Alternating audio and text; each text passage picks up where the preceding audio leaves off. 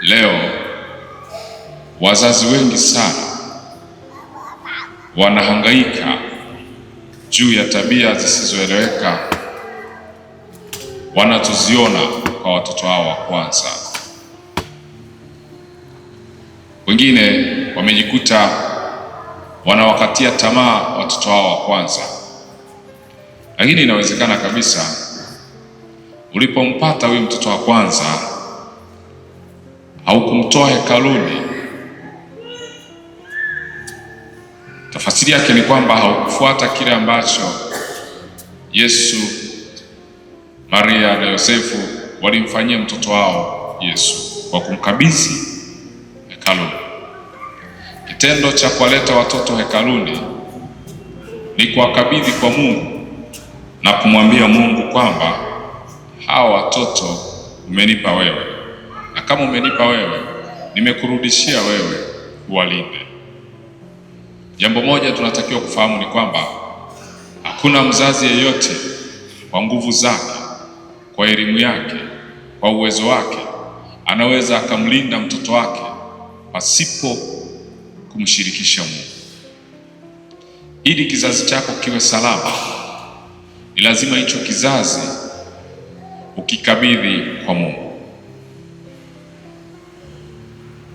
Mtoto ambaye yuko salama sio yule mtoto anayefanya vizuri darasani, sio yule mtoto aliyepata ajira sasa hivi, sio yule mtoto ambaye ameoa au ameolewa, sio yule mtoto ambaye unaona anafanya biashara vizuri kabisa. Huyo bado hayuko salama. Mtoto ambaye yuko salama ni mtoto ambaye umemkabidhi madhabahu, ni mtoto ambaye umemweka wakfu madhabahu, ni mtoto ambaye umemkabidhi kwa Mungu na kumwambia Mungu, huyu mtoto ni mtoto wako, ninaomba umlinde, ninaomba umbariki, ninaomba umtakase. Wazazi wengi tumekuwa na nia njema kabisa kwa watoto wetu, kwa kuwasomesha ni nia njema, kwa kuwatafutia ajira ni nia njema kabisa, kwa kuwapa mitaji ya kufanya biashara ni nia njema kabisa. Lakini jambo moja ambalo wazazi wengi wamelisahau kwenye maisha yao, wamesahau kabisa watolea watoto wao sadaka. Mambo ya kimwili kwa kweli wanajitahidi, wanafanya vizuri, lakini mambo ya kiroho ni kama wamesahau. Mtoto wako usipomlinda kiroho, wewe una uhakika kwamba hatakuwa salama kimwili. Kwa hiyo asubuhi hii tumekuja kumkabidhi na kuwakabidhi watoto wa kwanza na kuomba Mungu awabariki, na isiishie leo, iwe tabia endelevu ya kifamilia, iwe tabia endelevu ya kwako mama, ya kwako baba, ya kuwaleta watoto wako kila wakati na kuwakabidhi hekaluni. Wazaliwa wa kwanza wanapitia magumu sana, na wakati mwingine hawajui hata ugumu wanaokutana nao unatoka kwenye eneo gani. Lakini kama mtoto ametamkiwa baraka kama Simeoni anavyomtamkia mtoto Yesu baraka, kuna uhakika, kuna ulinzi. Tunao mapadre ambao ni Simeoni wa leo, ambao kazi yao ni kutamka baraka kwa ajili ya watoto, kwa ajili ya kila mtu, na kwa ajili ya mazingira yoyote yale yanayohitaji baraka. Kumbe usione mtoto ananenepa kimwili ukafikiri yuko salama kiroho. Unaweza ukaona ananenepa kwa kimo, lakini kimaarifa hayuko salama. Lakini pia tuwaombee sana wazaliwa wa kwanza, ndo wamebeba hatima ya familia nyingi. Mtoto wa kwanza akiharibikiwa, ni familia imeharibikiwa. Mtoto wa kwanza akishindwa, ni familia imeshindwa. Mtoto wa kwanza akiaibika, ni familia imeaibika. Na mtoto wa kwanza akifanikiwa, ni familia imefanikiwa. Mtoto wa kwanza akiheshimika, familia imeheshimika. Kwa hiyo tukumbuke kwamba watoto wa kwanza wana kitu cha pekee kabisa cha kifamilia ambacho wamekibeba, sio kwa ajili yao peke yao, ni kwa ajili ya pia familia zao. Jifunze kuwaombea watoto wa kwanza. Jifunze kuwatolea watoto wa kwanza sadaka. Kwa nini? Uzao wa kwanza shetani anautafuta sana, kwa sababu ana uhakika kabisa kwamba akimpiga mtoto wa kwanza atakuwa amepiga kizazi cha hiyo familia. Ndio maana sasa kuna baadhi ya familia ambazo tabia ya mtoto wa kwanza inaweza ikarithiwa na wadogo zake wote. Tumeona familia ambayo mtoto wa kwanza alizalia nyumbani, tumeona na wadogo zake hivyo hivyo wamezaa nyumbani. Tumeona familia ambayo mtoto wa kwanza amekataa kuoa, tunaona na wadogo zake pia wana changamoto ya kuoa.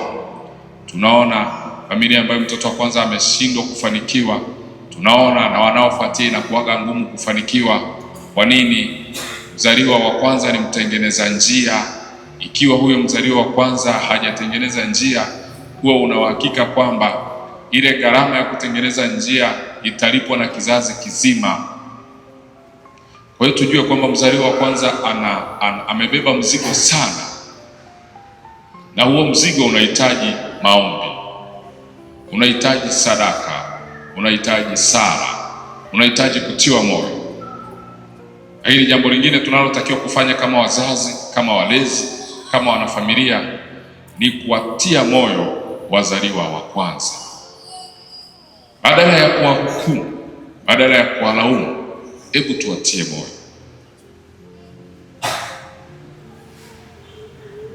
Badala ya kuwatenga, hebu tuwatie moyo, tuwaombee. Kila wakati mwambie Mungu, huyu mtoto umenipa, mtoto wa kwanza, huyu mtoto wangu asije akawa aibu yangu ya kwanza. Umenipa mtoto wa kwanza, huyu mtoto asije akawa huzuni yangu ya kwanza. Umenipa mtoto wa kwanza, huyu mtoto wangu wa kwanza asije akawa mahangaiko yangu. Amka, mwambie Mungu, huyu mtoto ni wa kwako, sio mtoto wa shetani. Mimi sijamzalia shetani mtoto, mimi nimekuzalia wewe Mungu mtoto. Hii tabia ninayoiona ndani ya mzaliwa wangu wa kwanza, hii tabia Mungu sio ya kwako. Ninaomba mzaliwa wangu wa kwanza umpe tabia yako. Ninaomba mzaliwa wangu wa kwanza umpe nguvu zako. Ninaomba mzaliwa wangu wa kwanza umpe baraka zako. Ninaomba mzaliwa wangu wa kwanza umfanye hawa wa kwanza kwa kila jambo.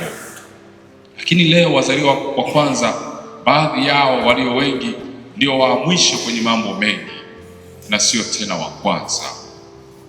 Wazaliwa wengi wa kwanza ndio wamekuwa tena aibu kwenye familia nyingi. Kwa nini? Wanahangaika wao, hawana support nyuma. Inafika mahala mzazi anasema, nimehangaika sana na huyu mtoto wa kwanza, ananisumbua, ananiumiza. Wengine wamekatiwa tamaa kabisa, sababu wengine wameingia kwenye hali ya ulevi, wengine wameingia kwenye hali ya kukosa uzao, wengine wameingia kwenye hali ya kukosa ajira, wengine wanahangaika, wanateseka usiku na mchana, lakini mwisho wa siku wazazi wanalaumu. Nafika wengine mahala wanaanza kujutia kwamba kwa nini nilikuzaa wewe. Hapana, jukumu lako la kwanza kama mzazi ni kupambana kuchukua mzigo ambao Mungu amekupa. Huyo mtoto ambaye Mungu amekupa, mwambie mwanangu, utafanikiwa, utafanikiwa. Na ukifanikiwa wewe na wadogo zako watafanikiwa. Kila wakati mtamkie mzaliwa wako wa kwanza baraka. Mwambie mwanangu, utafanikiwa. Na ukifanikiwa wewe, wadogo zako watafanikiwa. Mwambie mwanangu, usiogope, utafanikiwa. Ninakuombea, ninakupenda, ninakujali. Mwanangu, niko nyuma yako. Mwanangu, nitakusaidia kupambana na hicho unachokipitia. Mwambie, mtie moyo. Mwambie mwanangu, usikate tamaa, kwa sababu ukikata tamaa, wadogo zako na wao watakata tamaa. Mwambie mwanangu, wewe ndio utasimama kwa nafasi yangu. leo nikiondoka kwenye familia, wewe ndo utatazamwa kama baba, wewe ndo utatazamwa kama mama, wewe ndo utatazamwa kama kaka, wewe ndo utatazamwa kama dada. Simama mwanangu, ninakuombea, usiogope, kwa sababu wazaliwa wa kwanza wameshika nafasi ya urithi. Leo baba au mama asipokuwepo, mzaliwa wa kwanza anasimama kama urithi wa ile nafasi ya baba au ya mama. Sasa ikiwa ameharibika, maana yake huo urithi utakuwa umeharibika. Ikiwa haeleweki, maana yake huo urithi wa hicho kizazi utakuwa haueleweki. Kwa hiyo tujifunze waombea wazaliwa wa kwanza, tujifunze kuwasaidia kubeba mizigo walioibeba ya kifamilia. Tuwasaidie, tuingie kwenye maombi, tuingie kwenye sala, tuwatolee sadaka, tuwatie moyo, tuambie inawezekana mwanangu, utafanikiwa.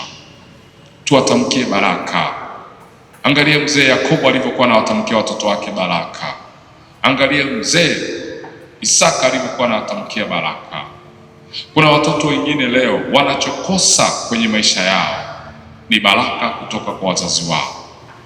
Walichokosa kwenye maisha yao ni motisha kutoka kwa wazazi wao. Walichokosa ni upendo kutoka kwa wazazi wao. Hebu fikiria leo una mtoto wako, unamwombea kila siku, unamwambia mwanangu, mimi nimekuzaa kama baba yako, kama mama yako, ninakuombea popote utakapoenda ukafanikiwe, chochote utakachoanzisha kikafanikiwe. Ninakuombea mwanangu ukawe na kibali, ukasikilizwe. Ninakuombea mwanangu nchi ikakusikie. Ninakuombea mwanangu popote utakapokanyaga, mwanangu chochote kisikuzuie. Kama baba yako, kama mama yako, ninakuombea baraka. Kisiwepo cha kukurudisha nyuma, kisiwepo cha kukuchelewesha, kisiwepo cha kukuhangaisha. Mwanangu, ninakuombea mipaka iliyonizuia haitakuzuia. Mwanangu, ninakuombea mikwamo niliyopata wewe hautakwama. Mwanangu, ninakuombea wewe uwe sehemu ya baraka. Mwanangu, ninakuombea manono ya nchi yawe sehemu yako. Mwanangu, ninakuombea mahali kokote utakapoonekana, mwanangu, ukaonekane kama nyota za angani. Mwanangu, ukaheshimike. Mwanangu, ukawe mkuu. Mwanangu, ninakuombea mipaka ikafunguke kwa ajili yako. Ninakuombea mwanangu, giza likikuona litawanyike lenyewe. Mtamkie mtoto wako baraka.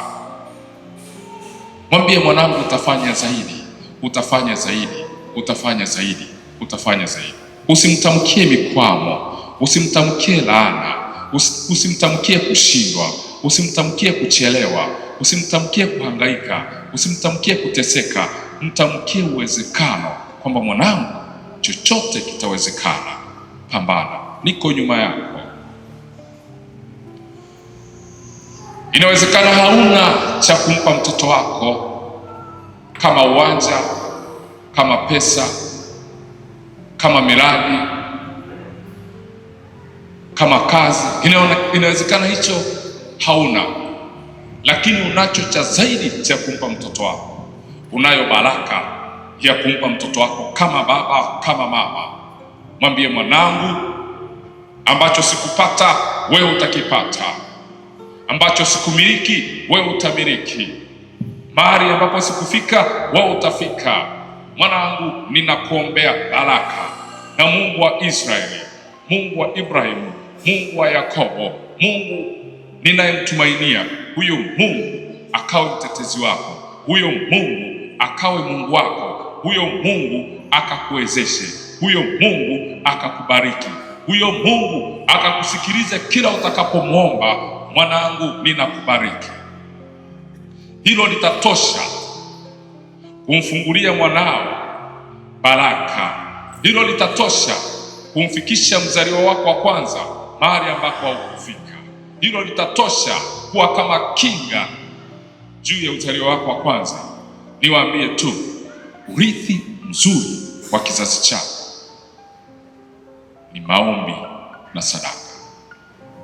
Huo ndio urithi wa kwanza unaotakiwa kuacha kwenye kizazi chako, kama baba, kama mama, kabla haujawaza kuachia watoto wako urithi wa viwanja, kabla haujawaza kuachia watoto wako urithi wa majumba, kabla haujawaza kuachia watoto wako urithi wa miradi, kabla haujawaza kuachia watoto wako urithi wa pesa nyingi kwenye akaunti zako, cha kwanza kabisa unachotakiwa kiacha na kuwaza kukiacha ni kuacha akiba na urithi wa maombi kwenye kizazi chako.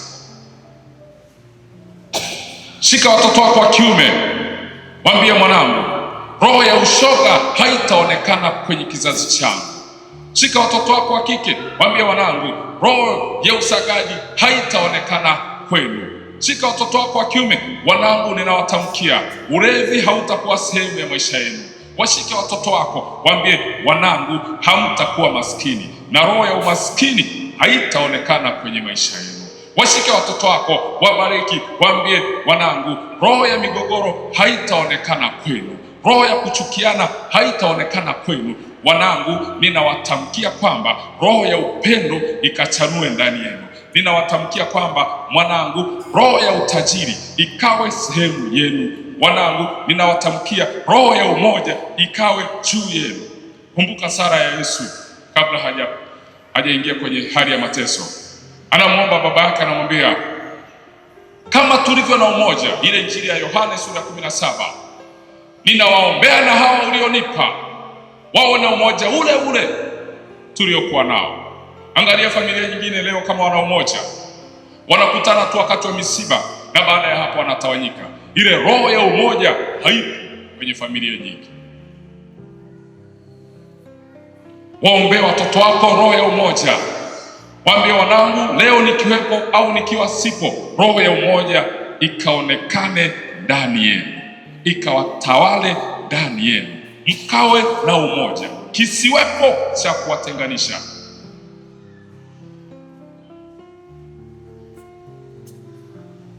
Lakini wengi tunawaza kuwaachia watoto wetu vitu ambavyo havitawasaidia. Tunawaza kuwaachia watoto wetu vitu ambavyo havitawaunganisha. Ikiwa umewaachia watoto wako roho ya umoja, huwa una uhakika kwamba hata kama umewaachia miradi mikubwa, watakuwa na umoja wa kuiendesha hiyo miradi. Watakuwa na umoja wa kusaidiana, watakuwa na umoja wa kusikilizana, watakuwa na umoja wa kubebana, watakuwa na umoja wa kuombeana. Lakini leo kila mmoja anaomba sara zake, kila mmoja leo anaomba atoboe kivyake. Kwa nini? Hakuna roho ya umoja ndani yao. Leo tumekuja kuwaombea wazaliwa wetu wa kwanza, hao wakawe na umoja kwa wadogo zao, wakawapende wadogo zao, wakabebe misalaba na mahangaiko ya wadogo zao. Lakini hawataweza kubeba ipasavyo ikiwa nyuma yao hakuna nguvu za maombi, hakuna nguvu za sala, hakuna nguvu za kuwatia moyo. Tumesikia kwenye Injili Bikira Maria na Yosefu wanampeleka Yesu hekaluni, wanaenda wanamtolea sadaka. Kuanzia leo ujifunze, watolea watoto wako sadaka. Kama wewe ni mama na una watoto wa kike, sala yako iwe hivi: Mungu, nilichoharibu mimi kama mama, watoto wangu hawatakiharibu. Niliposhindwa mimi kama mama, watoto wangu hawatakiharibu. Nilipoaibika mimi kama mama, watoto wangu hawataibika. Na wewe kama ni baba uko hapa, mwambie kabisa Mungu, dhambi niliyotenda kama baba kwenye familia, ninaomba watoto wangu wa kiume wasirudie dhambi hiyo. Kosa nililoleta kwenye kwenye familia, ninaomba hao watoto wangu wa kiume niliowazaa wasilete makosa yanayofanana kama haya. Tumeshuhudia watu wengi, kosa alilolitenda baba yake na watoto wake wanakuja wanalitenda hilo hilo. Tumeshuhudia aibu aliyoipata baba na watoto wanaipata, aibu aliyoipata mama na watoto wanaipata. Mwambie Mungu, aibu zote nilizopata kizazi changu hakitazipata hizo aibu. Mikwamo yote niliyoipata watoto wangu hawataipata hiyo mikwamo. Hatuombei hivi ili wasifanye kazi, tunaombea hivi ili wawe na wepesi. Inawezekana umefika hapo ulipofika leo kwa maumivu makubwa sana. Inawezekana mtoto wako asiwe na moyo kama ulionao wewe wa kuvumilia.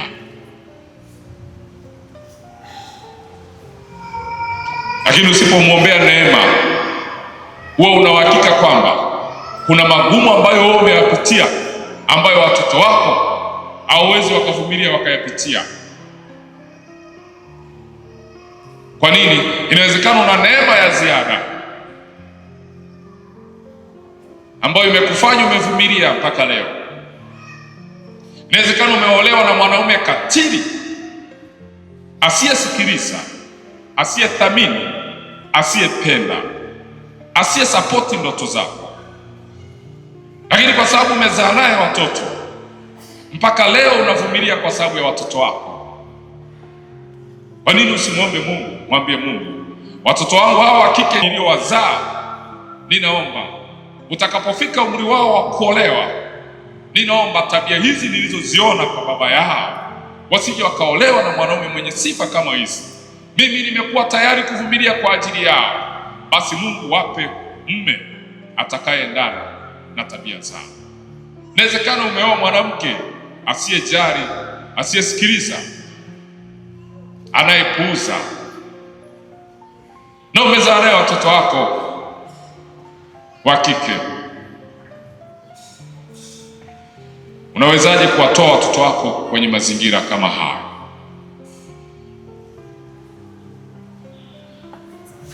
Inawezekana ndoa yako imekuwa na uchungu sana. Mwambie watoto wako, watoto wangu nawaombea, ndoa zenu hazitakuwa na uchungu kama ndoa yao. Haimaanishi kwamba hamtaolewa. Usiwazuie wasiolewe wala kuoa kwa sababu ya mateso uliyoyapitia. Waambie Mungu, mimi ndoa niliyopita ilikuwa ni ndoa ya uchungu. Ninaomba kizazi changu kisije kikapita kwenye ndoa ya uchungu kama niliyoipitia mimi.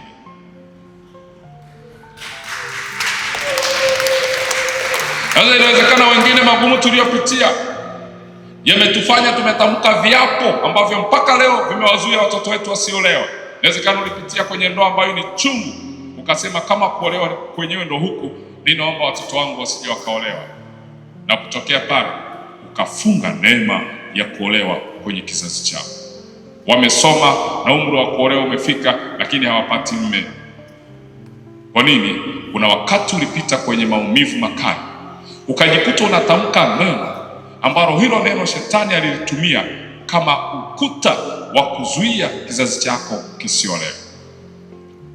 Na wakati huo ukawa umeshasahau kwamba kuna wakati ulipitia wakati mgumu, ukajikuta unatamka neno gumu kwamba kama kuolewa kwenye neno huku, ninaomba watoto wangu na wao wasije wakateseka hivi. Inawezekana ulipita ukaoa mwanamke ambaye amezima ndoto zako, ukajikuta unawaambia watoto wako wa kiume, wanawake sio watu, na hivyo ukafungulia mlango. Najikuta sasa watoto wako wa kiume hakuna anayekaa na mke, kwa sababu kuna wakati ulipitia baada ya kuumizwa na wanawake, ukajikuta unawaza vibaya na ukajikuta unatamka vibaya. Unawaambia watoto wako kwamba ningekuwa sijaoa nisingeoa tena. ukajikuta unawaambia watoto wako kuoa sio lazima. Kwa nini? Kuna maumivu ulipitia. Ukajikuta unawafunga watoto wako. Asubuhi tuko mbele ya Yesu Ekaristi, na katika adhimisho hili la ibada ya misa takatifu, kwanza kabisa tumekuja kuwaombea wazaliwa wa kwanza, ili kile wanachokipitia Mungu awape nguvu ya kuweza kukishinda. Tumsifu Yesu Kristo.